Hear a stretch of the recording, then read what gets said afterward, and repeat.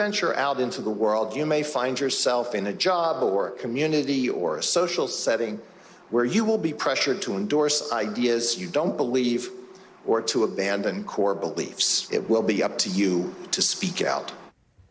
That was Supreme Court Justice Samuel Alito speaking earlier this month to graduates of Franciscan University of Steubenville, Ohio, one of the spiritual centers of the anti-abortion movement.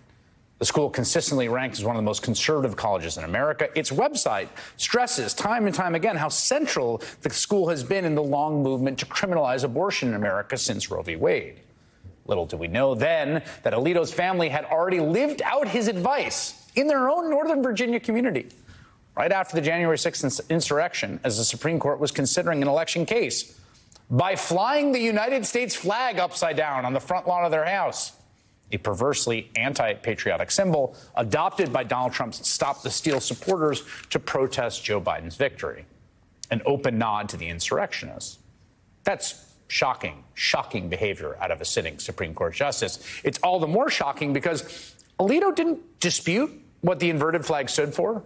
In an email statement to the New York Times, he just said it was his wife's idea to fly it to troll the libs in their neighborhood over their own yard signs.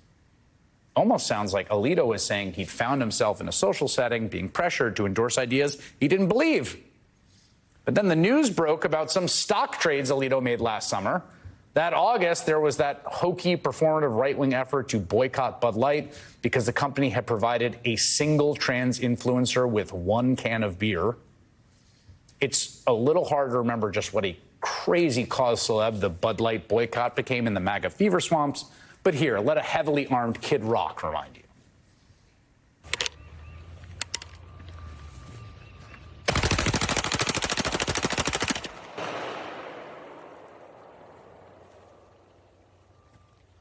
Bud Light and Anheuser-Busch.